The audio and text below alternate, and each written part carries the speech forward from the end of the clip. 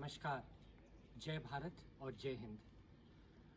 आज जो मैं आपके समक्ष जो वीडियो आप सबके सामने एक हेवी हार्ट के साथ ला रहा हूँ टैलेंटेड इंडियन बॉक्सर को इंट्रोड्यूस करते समय, क्योंकि हमारी लाइफ में कई बार कुछ ऐसे अप्रिय घटना हो जाती है जब हम समझ नहीं पाते कि हमें आगे क्या करना है। हमें एक मार्गदर्शन की ज़रूरत होती है कि हम आगे क्या करें। आज ऐसे ही स्थिति में मैं इंटरव्यू 2 टैलेंटेड इंडियन बॉक्सर्स के साथ कर रहा हूँ। मेरे साथ हैं विवेक तुषीर। दिल्ली स्टेट से इन्होंने खेला था अभी रिसेंटली, जो स्टेट हुए थे नेशनल्स के लिए, और इसमें इनका सिल्वर मेडल आया था 48 to 51 फ्लाईवेट कैटेगरी में। और इनके साथ अभिलाष डबास है। अभिलाष डबास ने 2019 में, जो 2 साल पहले जो दिल्ली स्टेट हुए थे, उसमें गोल्ड मेडल लिया था। इस बार वो नहीं खेल पाए। क्यों नहीं खेल पाए? बात ये थी कि इनके फादर एक्सपायर हो गए थे, इनके पिताजी का देहांत हो गया था। और बड़े दुख के साथ कहना चाहता हूँ कि विवेक तुषीर के भी पिताजी अब इस दुनिया में नहीं रहे। तो टैलेंटेड इंडियन बॉक्सर्स की इस पर्टिकुलर वीडियो और इंटरव्यू में मैं जो चीज़ आप सबके सामने रखना चाहता हूँ कि when the going gets tough the tough get going. ये अंग्रेज़ी में एक कहावत है जो कि हम सब के ऊपर लागू होता है।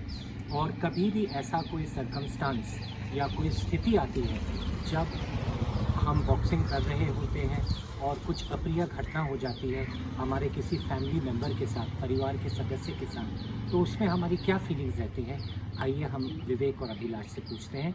इससे पहले बड़े भाई की तरफ से एक प्रोत्साहन पुरस्कार जो है मैं विवेक तुषीर को दे रहा हूँ। Congratulations Vivek, all the very best you. तो विवेक, आप ये बताओ कि ये जो सिल्वर मेडल जो आपने दिल्ली स्टेट में जीता है, ये डेफिनेटली आपने अपने पिताजी को डेडिकेट किया है। और जब आप जानते हैं कि इतना कुछ हो गया है, अब आगे आपकी क्या विचार हैं? अब आगे बॉक्सिंग में आपने क्या करना है, क्या सोचा हुआ है?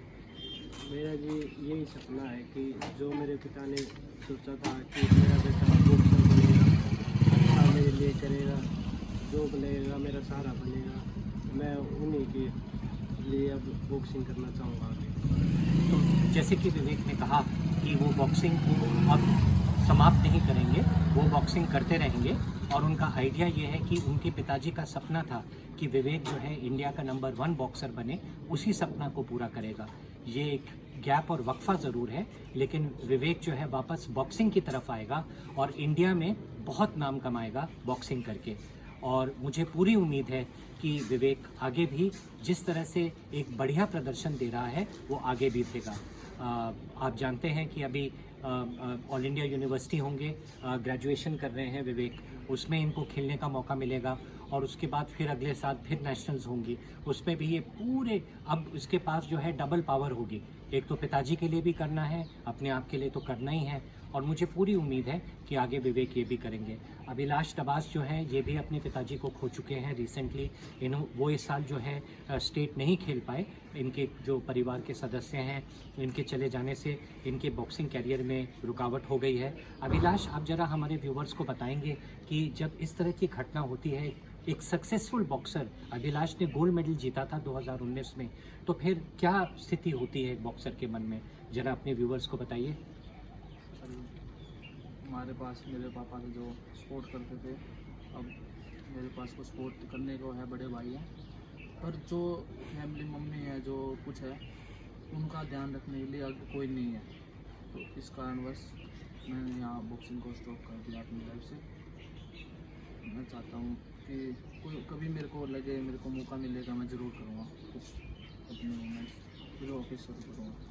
मेरी पूरी जो है सपोर्ट है आप दोनों को, और बड़ा भाई हमेशा आप दोनों के साथ है। अपने आप को कभी आप अकेला महसूस मत करिए, और बस जिस जज्बा और जोश जो आपने आज तक दिखाया है आगे भी करिए। पिताजी भले ही आज धरती पे ना हो, लेकिन स्वर्ग से देख रहे हैं। नमस्कार, जय भारत, और all the very best you Abhilash, all the very best you.